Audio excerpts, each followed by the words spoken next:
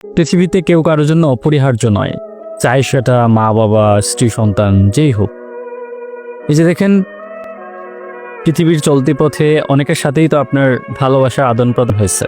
অনেককে বলছেন যে তোকে ছাড়া বাঁচবো না, অনেকে আপনাকে বলছে যে আপনাকে ছাড়া বাঁচবে না। কিন্তু একটা দীর্ঘ পথ অতিক্রম হওয়ার পর যখন আপনি এখন দেখেন যে যে মানুষটা বলেছিল আপনাকে ছাড়া বাঁচবে না, সেই মানুষটা দিব্যি ভালো আছে, আপনার থেকে বেশি ভালো আছে। আপনি দেখেন, আপনি আপনার বাবা যখন পৃথিবী ছেড়ে চলে যায়, আপনি পৃথিবীতে কয়েকদিন শোক করেন, কিন্তু তারপরে আবার আপনি আপনার নর্মাল লাইফে ফিরে যান।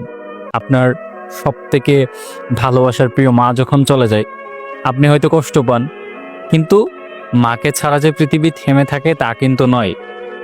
আপনি নিজেও যখন পৃথিবী ছেড়ে চলে যাবেন, আপনার মা বাবা, আপনার ছেলে, আপনার সন্তান, আপনার স্ত্রী যে আপনাকে ছাড়া থেমে থাকবে, পৃথিবী যে আপনাকে ছাড়া থেমে থাকবে, সেটা আসলে একদমই নয়। কারণ পৃথিবীকে আল্লাহ তাআলা এইভাবে সৃষ্টি করেছেন যে পৃথিবীর কোনো মানুষ কারো জন্য থেমে থাকে না, কখনোই থেমে থাকে না।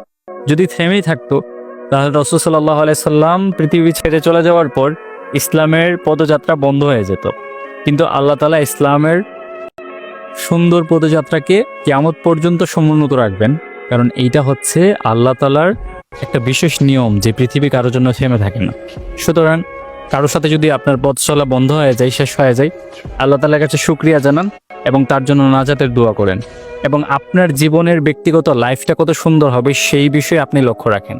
কারণ কিয়ামতের ময়দানে আপনার হিসাব আপনার থেকে নেওয়া হবে এবং আরেকজনের হিসাব আরেকজনের থেকে নেওয়া হবে। কারণ আল্লাহ তাআলা খুব ভয়াবহ রকমের কয়েকটা আয়াত কোরআনে দিয়েছেন।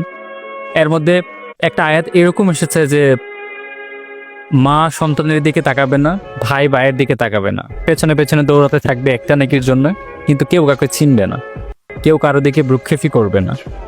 এই জন্যে আমাদের আসলে তৈরি হওয়া উচিত হাসরের ময়দানের জন্য, যে এই দিন কেউ কারো কাজে আসে না।